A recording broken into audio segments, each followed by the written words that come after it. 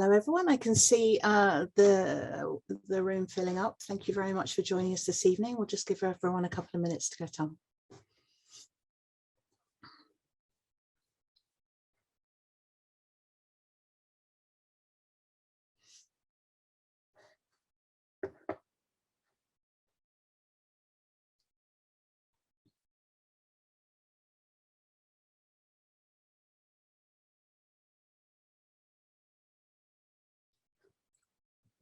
Okay, we're still climbing in numbers, so give it a couple of more minutes. But again, just to welcome everyone, thank you very much for joining us. It's very exciting. It's the first live event of Deep Week 2021.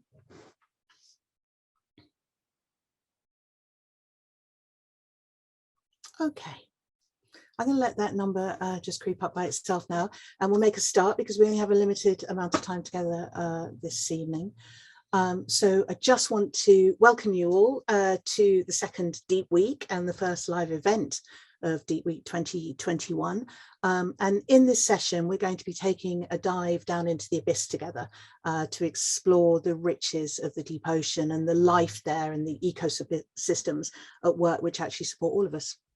And we're doing this through a selection of films which we have pulled together, and we've taken extracts of them because what they help us do is to showcase the awe-inspiring nature of the deep ocean, as well as the extraordinary life and support functions that are going on down there for all of us.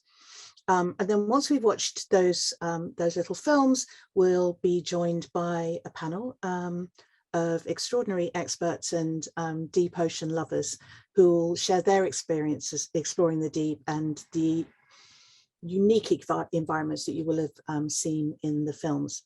So we're going to dive straight in. Please enjoy the deep sea in all its glory through these film excerpts, and with thanks to the deep ocean community because they've all been sending their films in. So thank you.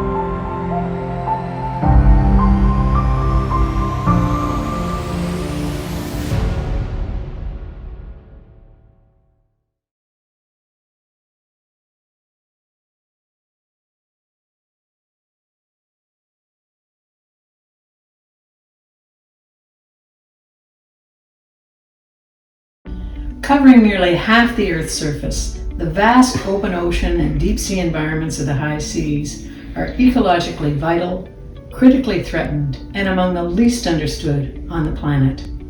The ocean is the world's largest and arguably most important carbon sink, yet the vast majority of it lacks any meaningful protection from multiple stressors, including overfishing, deep-sea mining, and fossil fuel exploration that threaten to disrupt the indispensable role it plays in the climate system.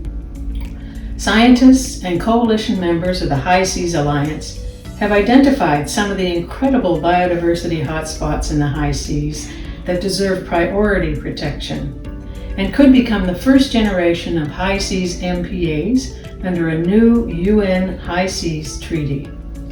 One of these hotspots is the nutrient-rich waters of the Emperor Seamounts, which supports a vast array of biodiversity. The whole mountain range is an artery of biodiversity which runs throughout the North Pacific. The scientists tell us that these mountains are stepping stones for all marine animals when they are crossing the ocean. But the Emperor Seamounts, they have suffered a heavy exploitation. During 60s and 70s, the world's largest amount of seamount fish was removed from there, and a lot of corals too. These corals, the vast area of corals, will need hundreds of years to recover, if they recover at all. And the bottom sea trawling is still continuing right now.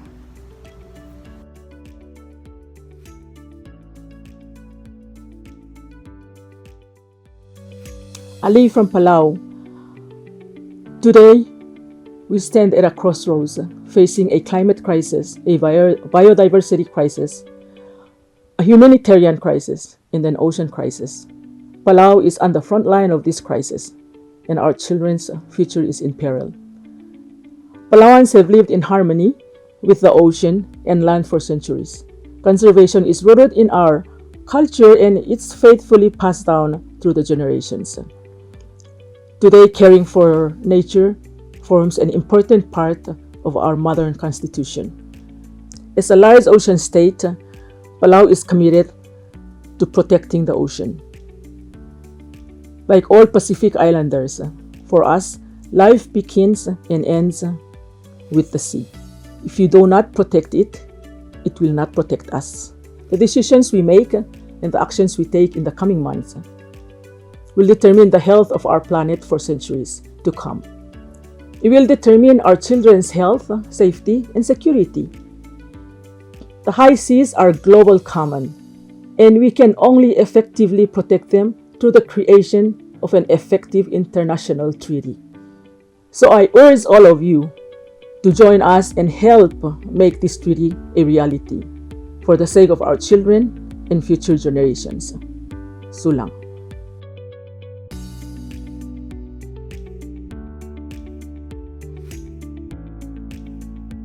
We have to close this whole area to fishing permanently. We have to create a marine protected area inside the United Nations High Seas Treaty. This is the only way to save the Emperor Seamount and its contribution to the planet, us, and the next generations. The Leading Women for Ocean Network calls for an international effort to have a very, very strong, ambitious high seas treaty.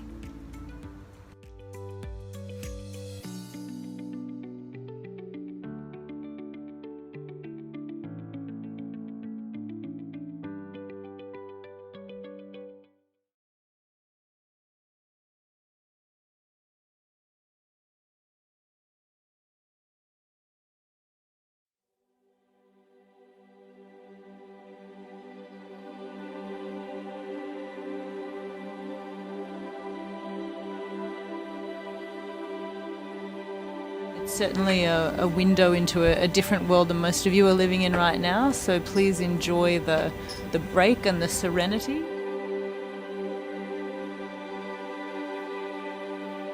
I always find it amazing to think that no human eyes have actually looked at this piece of seafloor before. So you are seeing it at the same moments that we are, and I think it's really special. We're lucky to be catching this close-up video footage, so we're taking the opportunity to look at this animal very closely. And just stunning. So there's a saying that life begets life, and it's certainly true in this case. We've zoomed in on the sea cucumber to see that it's covered in what we thought were tiny hairs, which have turned out to be hydroids, which are related to corals and sea anemones. And it's just covering this animal. And we're just admiring the view, really.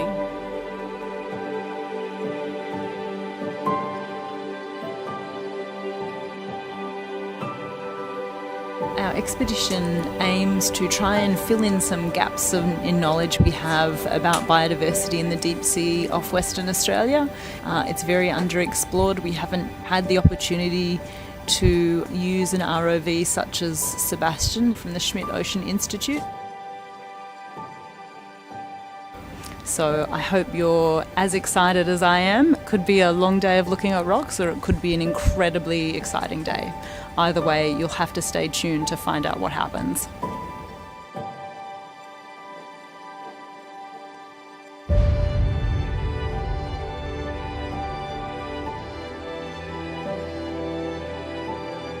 Welcome to the deep sea.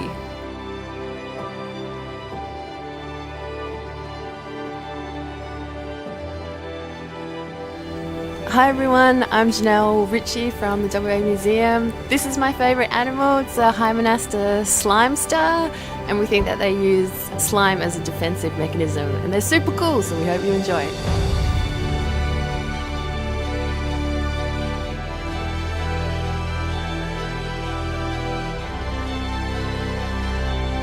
This is a faceless cusk eel, which has generated quite a high level of excitement from our fish curator Glenn Moore. Please enjoy the footage of this amazing creature.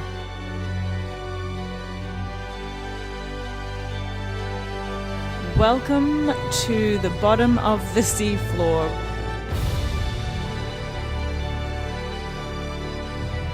We have a little welcoming committee here waiting for us today.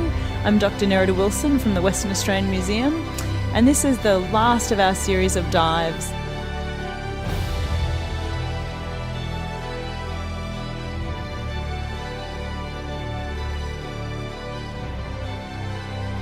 I hope you're enjoying this as much as we are here. The control room is loving this. It's beautiful.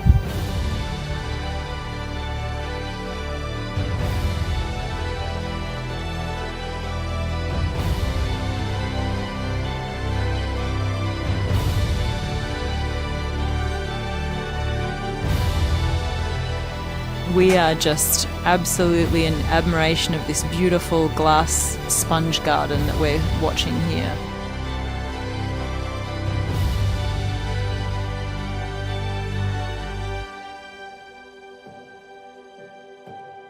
Just want to say thank you to all joining us today and along the cruise.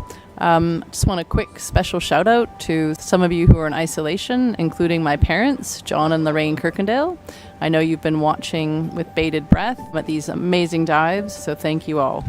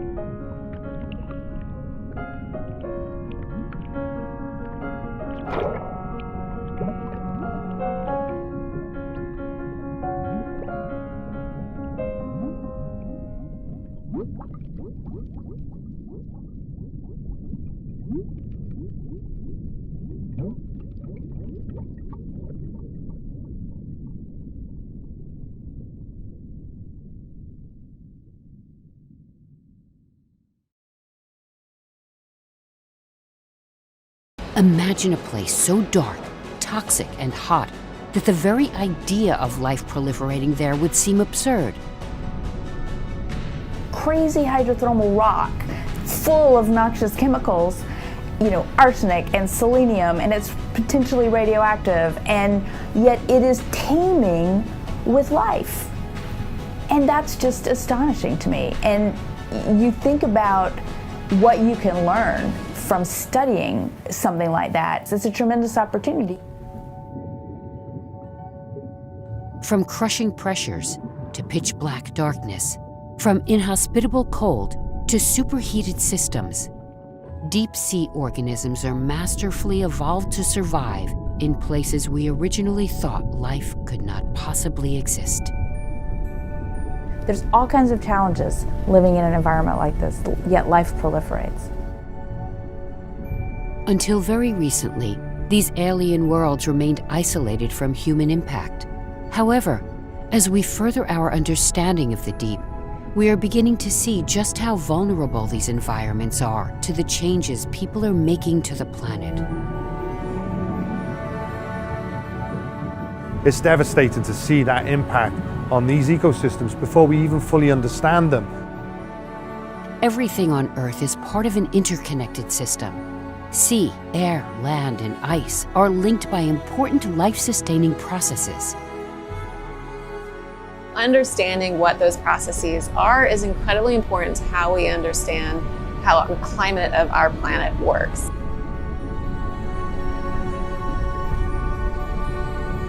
As we emit carbon dioxide into the atmosphere and our planet heats up, these processes shift and change. As the ocean warms, the conditions and patterns which sustain life are altered, and we may lose environments and species without knowing they ever existed. We're the ones who are capable of having the greatest impact for good or for bad. You wouldn't go and build a house on land that you haven't surveyed, that you don't know what's under there. You wouldn't drink water that you haven't tested to see if it's clean or if it's poisonous. Studying the ocean in the way we're doing, and many others do, allows us to help us understand what our ocean is about, what it takes to keep it healthy, and how can we reap the greatest benefit from it through sustainable practices. How do we do the best job that we can of being the caretakers of our world?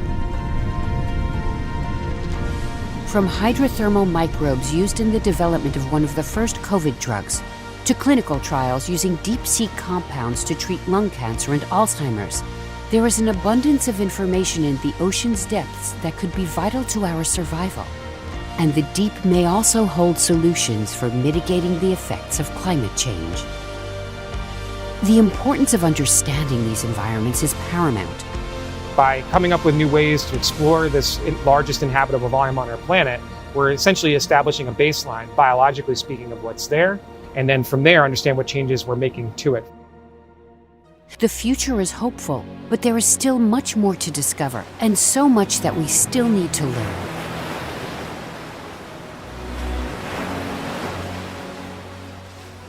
Some deep-sea organisms are 4,000 years old, having started life when human beings were only just inventing how to write. Their environments have remained relatively stable for millennia. And now, we are accelerating change at an unprecedented rate. We must dive deep and look into these worlds beyond imagining to discover what is there, before they are lost forever. People from all around the world are working together to create the tools and methods to better uncover what lies hidden in these most inaccessible depths of the ocean. We still have time to address this problem, to highlight and underscore ways to make things better, to change the way people think about things. Through this vital work, we hope to unlock a profound understanding of our planet our ecosystems, and ourselves.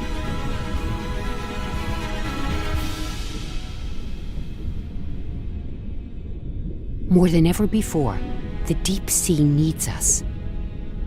And from the moment when life on Earth began, we need it too.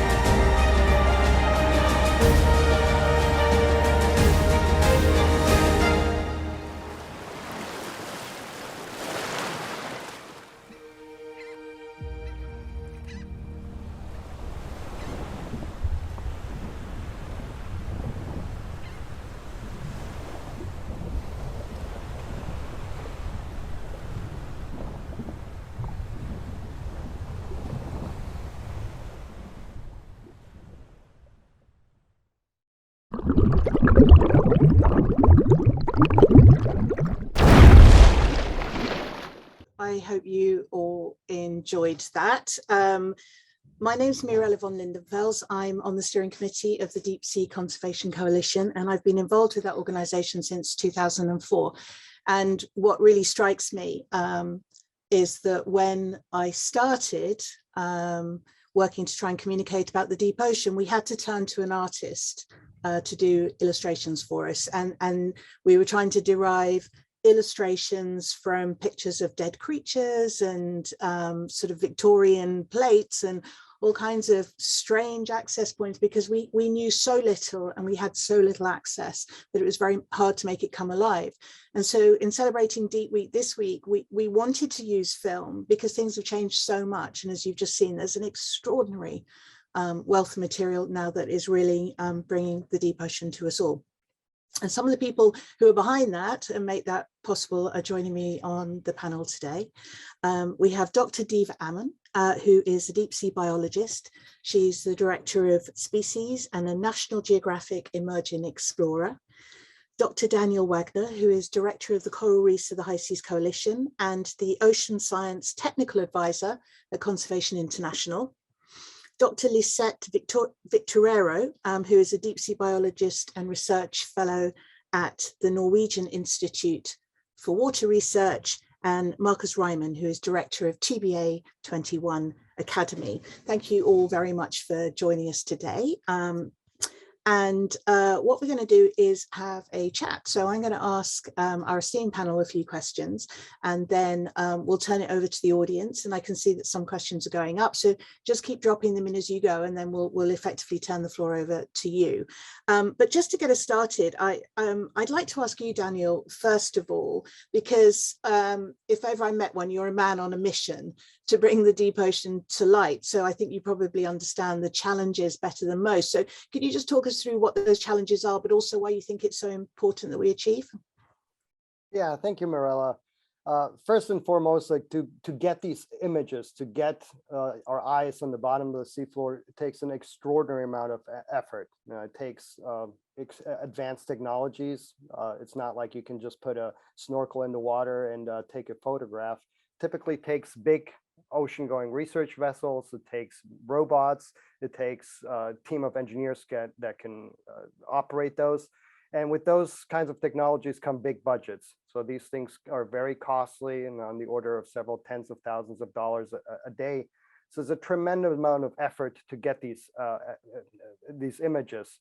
And I spent several years of my life kind of planning these expeditions. And typically the process really starts 3-4 years out with securing the funding, securing the personnel, securing the permits, and it's a really huge operation that takes a lot of time and a lot of talented people to achieve.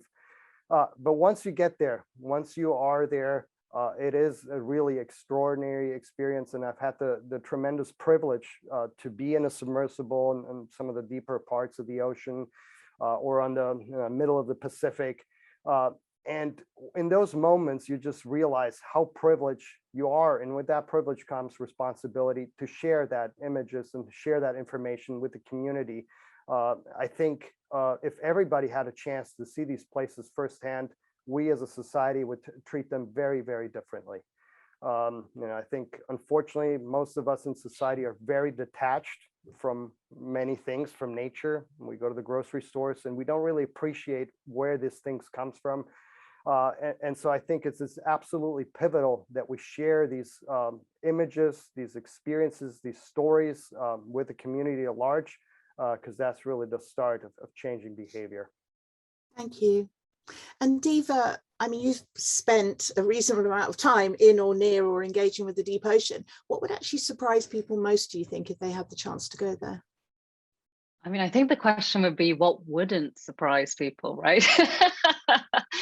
I mean, the obvious answer to me there is what we've seen through all the amazing videos we got the opportunity to watch, right, is the life.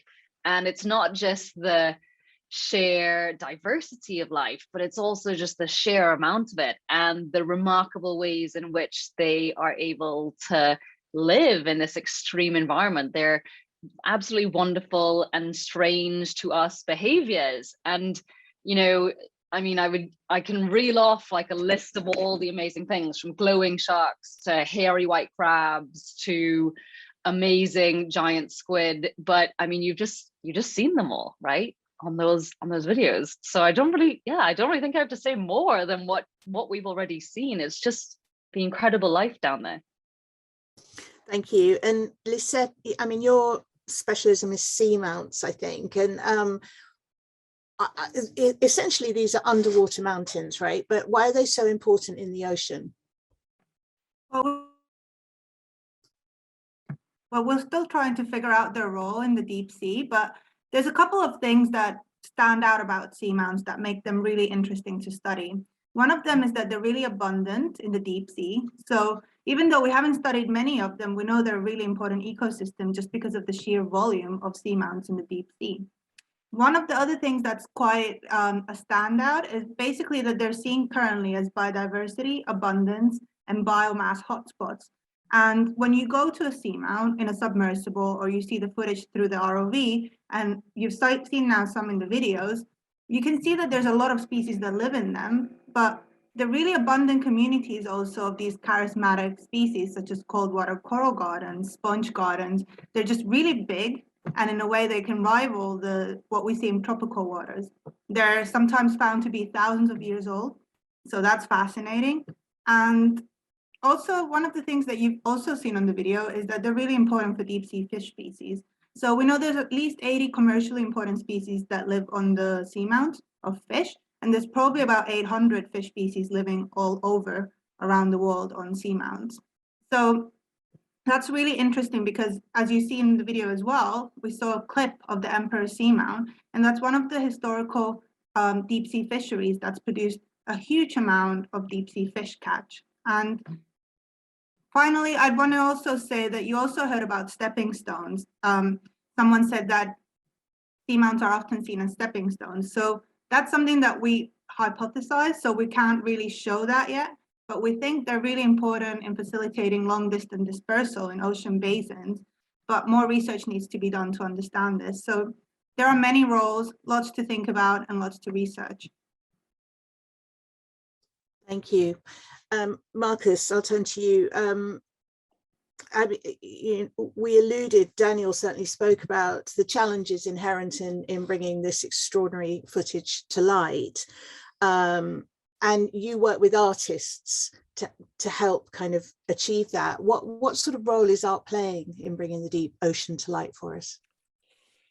Well, I would say the artists that we specifically work with, right? They're not so much focused on kind of the animal, the life, the nature of the deep sea, right? But they're more in the work that we've created so far. They're really focused on the processes of us engaging with the deep sea, right? And this is specifically through the mediation of machines, right, and robots. And so, what does this actually mean? That we can only see what the robot sees, right? That's the one thing. On the other hand, the processes around deep sea mining and what the image making process plays in the deep sea mining arena, right? So the works that we've done is really looking at the International Seabed Authority and the processes that are happening there. And this is kind of the way that that we institutionally engage with the deep sea, and through a United Nations body, which is tasked with the administration and distribution of the resources on the seabed, and which is considered the common heritage of humankind, right? So this is kind of what we've specifically been looking at, the processes around deep sea mining and how the image making process is sometimes being instrumentalized.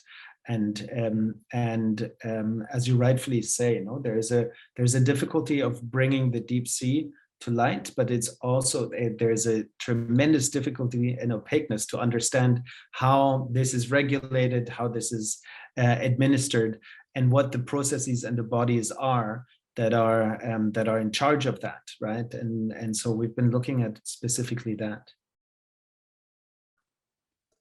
Thank you. And actually, it's a question for all of you, but it's something Lissette raised, is that there is a lot more that we need to learn scientifically. So, in the same way that our ability to bring the nature and the wonder of the deep ocean into the light more, so we are, enabling more and more scientific exploration. And I'm sure you would all say that we know enough to protect. But in addition, what more do you feel we should be focusing our research into? I mean, Diva, shall I send that to you first?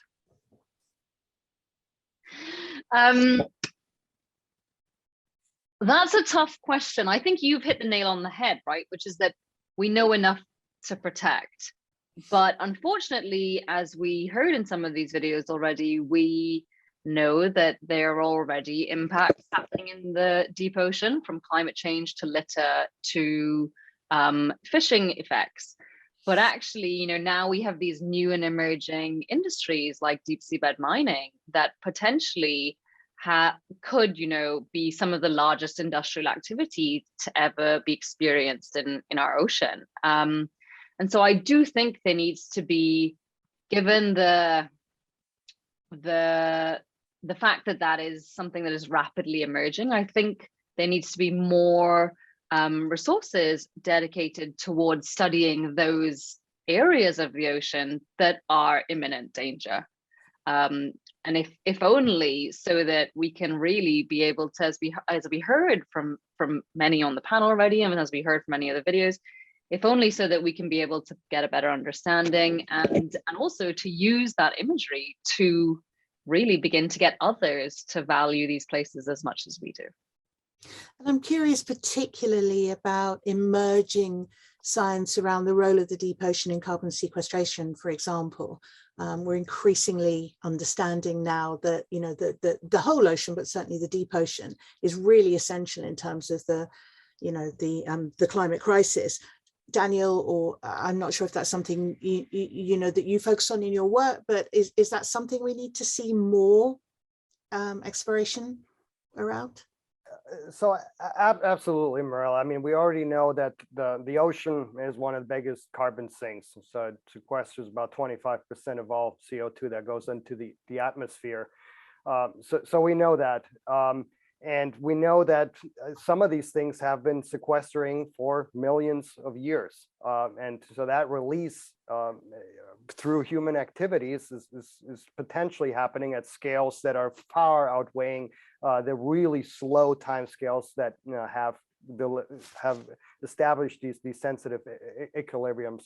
I mean, even if we just think about the Industrial Revolution 150 years ago, no one would have foreseen 150 years ago that just a century later we changing the entire climate, that we would have hurricanes and things to that nature, and the similar outcomes probably will result from seabed mining and other industries. Obviously, we as scientists are more focused on the more imminent dangers of just eradicating species that are thousands of years old. But if we think about the long term, those impacts are going to be just as ugly, if not uglier. And I know, can I jump in quickly to rip off of something Dan said? So to go back to your original question that you asked me and to rip off of what Dan has just said, I think what I was trying to get at in my answer was made clearer after Dan's answer, which is, I think we need to focus more effort on the most poignant questions. And often those questions are those related to areas that might be impacted, or even perhaps the information that decision makers need ultimately. And that might be something like, where should I protect? Or how will the fisheries that I rely on and my country relies on be impacted by this activity? We really need to be thinking more about what are the questions that will ultimately help all of humankind, I think. Well, I think, and even more profound, no, it's a general question. Do we need to open up this frontier without understanding what it means, without understanding its role in the ecosystem of the planet, and without understanding the impact that this kind of operation at such a scale would have, and what would it mean to invest this kind of speculative investment into reclaim, reuse, other forms of minerals, right? It's like, but I think this is exactly the challenge that we're having. Can we get the time to actually think on such a profound level, right? Because we've been also trained to think about the ocean as vast, as distant, as remote, as all of these things that make it so difficult for people that do not live on the ocean, in coastal communities with a direct relationship to the ocean. For decades, we've been told that the ocean is vast. It's like it's impossible to face, right? So I think there are a couple of profound questions that we need to ask. I think actually just related to that, there's a question coming from the audience around just that acknowledgement that there is a fear of the unknown. And we've all kind of, mentioned in passing that there is a sense of detachment and remoteness and disengagement from the whole ocean, actually, but particularly the deep ocean. The question is to all of you, have you, from an audience member, have you found it difficult to engage the public in your work and make people care about the deep? Lissette, do you want to take that one first? Yeah, absolutely. I have. I think the thing is, we often talk about the deep sea as a remote area, as you've just mentioned the word remote. This is also a word I try to avoid because I think it immediately creates a feeling that it's not my problem because it's remotely happening out there and it's not my backyard. But in fact, the deep sea is. The deep sea is the only habitat in the Earth that belongs to all of us by the UN law. So it's common property of all of the humans here. And yet it's one of those that people do not feel readily engaged to. And it's such a pity. And it's something that I think all of us deep sea scientists struggle with, of how to make it that kind of rainforesty feeling that, oh, the rainforest the rainforest in the Amazon is burning. Oh my God, that's horrible. And you hear enraged family members and so on. But when I talk about deep sea trawling, which is a very similar activity where we're just wiping down the seafloor and nothing is left, everyone's like, oh, okay. And they don't feel enraged or empowered by it by any means. So absolutely, it is hard to engage the public. Daniel? I'm going to give a slightly different answer. I think if you get the time and you're equipped with videos and stories like the wonderful ones we saw, it's actually quite easy to engage them, because I think everyone is just marveled by these astonishing things that are out there. The real issue is that getting enough attention and getting the proportionate attention that these ecosystems deserve. These are 95% of the total space that is inhabitable to life on Earth, but they don't get nearly, probably not even a fraction of a percent of the attention when you look at newspapers and other stories. And so that's the real issue of raising awareness and how important this is, really in contrast to many of the other stories and things that get attention in the media. And we've had a related question, which I'll throw to you, Markus, which is, are there any, given the challenges we've been discussing, are there any words and phrases that you specifically avoid? So Lissette said she avoids the word remote. Are there any kind of language that you try and stay clear of? Yeah, I think it's exactly this. Everything that is kind of remote, is distant, it's vast, it's these challenges or that make the space unrelatable. No, I mean, we're seriously talking about going to Mars. No, but we're saying the deep sea is remote. I mean, it really is ridiculous to put things at scale. But we also need to understand that there's politics behind that, no, and then that there are strategies and tactics behind these narratives. And the big challenge that we're facing now, and Diva was alluding to it, no, is there's an acceleration in the push for deep sea mining, because a very, very, very smart group of people have figured out that to attach deep sea mining to the green energy revolution and the supply of deep sea minerals as being important to electric vehicles, all of a sudden, when you start making an argument against deep sea mining, you sound totally backwards, and as if you're like for fossil fuels, right? It's a genius move, but we also need to understand that this is a narrative that is completely based on speculative capitalism, right? It's a speculative financial push. A handful of people have become tremendously rich without this ever having been operationalized. But it's just a speculation. And so I think this is our work. Dan, Lissette, Diva, do the research, get the images, make sure that they're out there. And for us, it's really to investigate the strategies behind these narratives, to investigate the way that imagery and narratives become weaponized to actually, at the end of the day, facilitate an operation that is going to make a couple of people tremendously rich, and others have to deal with the consequences, right? And if we look at the original United Nations Conventions of the Law of the Sea, right, then there was a big chunk of it was geared at knowledge transfer, the transfer of technology, the transfer of wealth. Nothing of it is kind of left in there, right? Very little of it. So and the way that now countries in need are being instrumentalized to get this agenda through is tragic to see. And I think this is, whilst we're doing the research and whilst we're getting the knowledge and the images out there, it's very important that these narratives are also kind of uncovered and these processes to be seen by the world. Thank you. And just following on from that, we've got a question. I mean, you speaking about deep sea mining. We've also heard about the fact that bottom trawling is still going on. Questions come in around whether or not you feel that in recent times, I mean, I'm going to say the last 2 years, actually those threats have become more recognized, you know, sort of entering into the public and certainly policymaker consciousness more. Lissette, I don't know if you've seen that with bottom trawling, for example, or Daniel with. So I would say that in a way, yes, but I still feel like we're not really reaching the masses that we need to reach.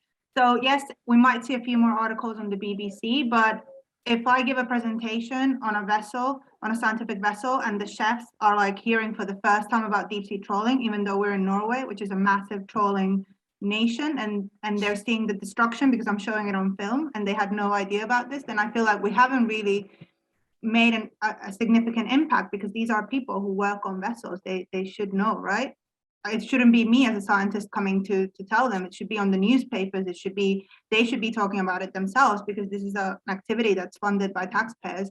So yes, we get more articles, but are we having the big impact? I would probably say no, but I'm curious to hear what the others think.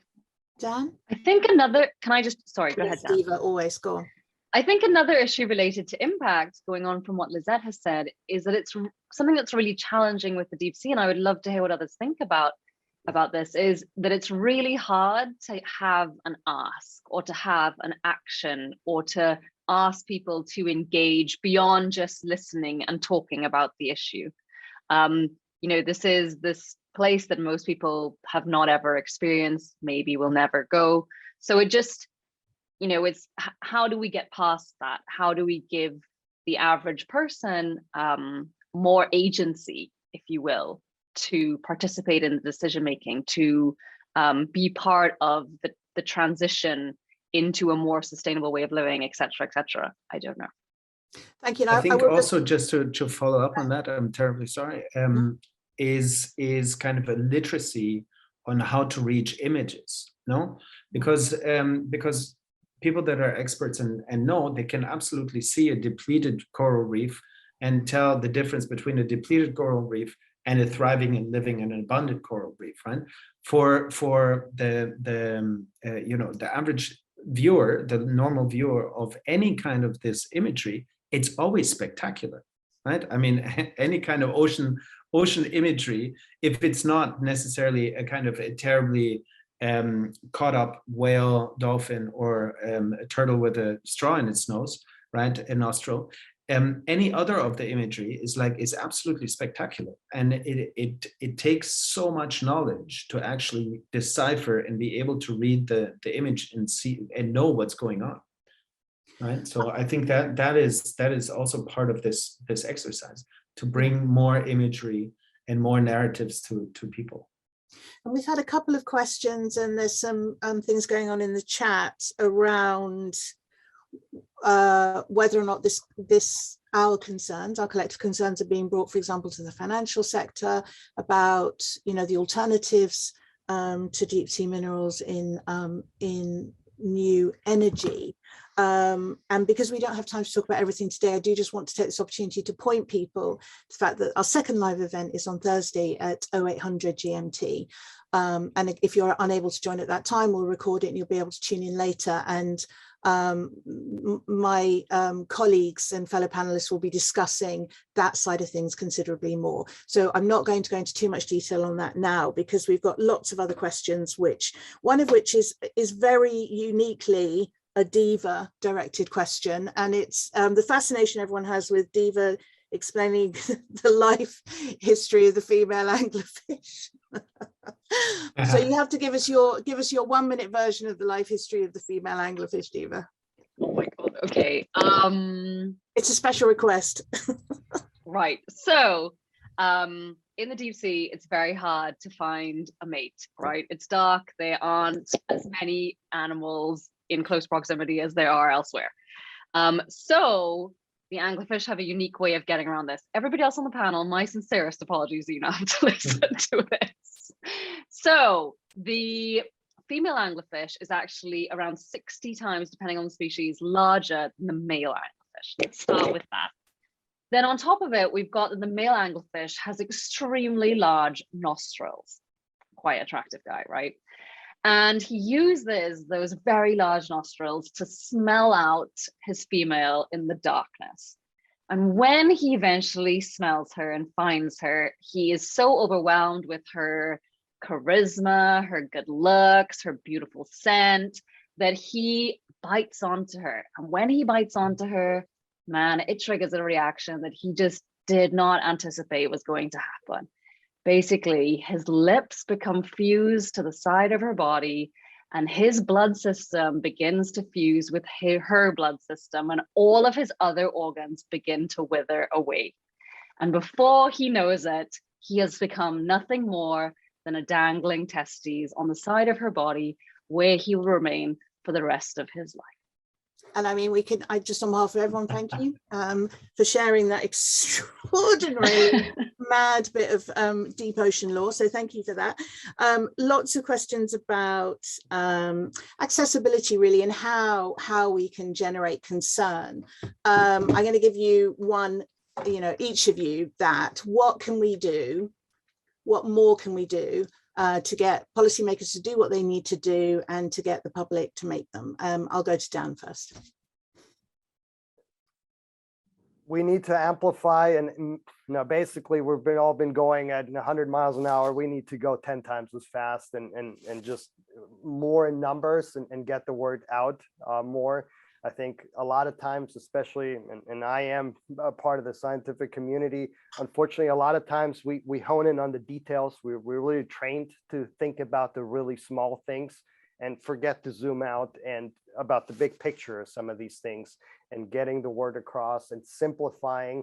We're so hung up on statistical significance in some of these details, when in reality, the big picture things is what's going to have impact, and we need to basically be better at summarizing and communicating these big picture things. Thank you.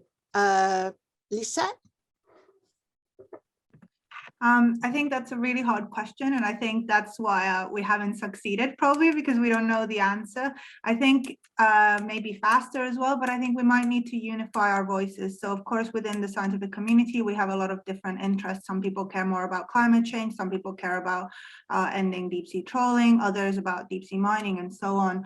So I think we really need to pick a couple of our key things and just all focus on that, and lobbying and things like this, because I think basically the detail orientation that Daniel just mentioned is a big weakness, and it makes us not so strong as a community and not so impactful. Thank you. Markus?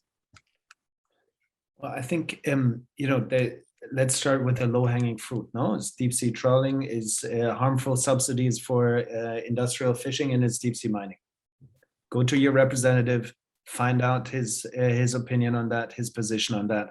And if it's the wrong position, vote for someone else. Tell all your friends, tell them to tell their friends to find out what their representative stands for, and go vote. This is what we can do, right? We can go to the streets and we can vote, right? This is all there is, right? And we can tell everybody that we know. And I think this is our responsibility as engaged citizens to make our voice be heard, and to do it often and everywhere we can. Thank you. Diva? I mean, I'm going to agree with Lissette and say this is the billion-dollar question, right? Dan, moving faster. When you said that, I may have had a minor heart attack, but but I think, I can only speak for the group of stakeholders that I think I fit into, which is the scientific body. And I think that, as scientists, we get it's ultimately a privilege, right? That we get to experience these places, that we get to often experience them firsthand. And there are very few people, on the planet who not only get to experience them, but also understand these places in the way that we do, the significance, the importance, the beauty, whatever. And so I think there's almost like a moral obligation there for us to try to communicate that And sure, as Dan pointed out, we're not necessarily always great at that. But I think if we saw more of the more scientists making an effort to communicate about these amazing places, I think that would be one step in the right direction. Thank you so much, all of you. We could talk all night and I'd enjoy every minute of it, but we're approaching the time that we need to wrap up. There are other questions that we haven't managed to get around to today, so apologies for that. Also, just some really useful chat and comments, including ships hitting seamounts. I wasn't really sure what to do with that one, so I let it go. But thank you for raising it, former naval officer. What I think that the take home is that, you know, the deep sea is so rich and so important and so wonderful, but it is also you know, essential to the functioning of our planet, and we need to find ways to make that protection more rapid. I'm not sure if we can manage the level of escalation that you've suggested, Dan, but I certainly recognize that, you know, time is running out and we need to do everything we can to protect it, because it really does stand between us and the worst impacts of climate change. I'm going to invite everybody to join us again. It won't be this esteemed panel, but some more of my Deep Sea Conservation Coalition colleagues and other experts in the field of the deep ocean on Thursday the 2nd. So this coming Thursday at 0800 GMT for an hour. There'll be some more beautiful films, and then there'll be another panel discussion like this. And they're really kind of moving it along and asking what action is being taken worldwide to safeguard the deep sea. So we can certainly look in a little bit more depth then at things like the batteries and the minerals, which certainly Markus pointed to and some questions have been raised about. Please also go to the Deep Sea Conservation Coalition website, savethehighseas.com, savethehighseas.org, where you will find lots of films. I mean, it was one of the reasons we wanted to create the space to show these films, because there's such an extraordinary wealth of material that our colleagues across the world are generating. And you can also, you know, just find out more about the issue and the work of all our colleagues here there. It only remains for me to thank Dan, Lissette, Diva, and Markus, and my colleagues Rosie and Ben, who are hiding behind those screens there, who've helped me manage the questions and make the whole thing work. And thank you, and enjoy the rest of Deep Week.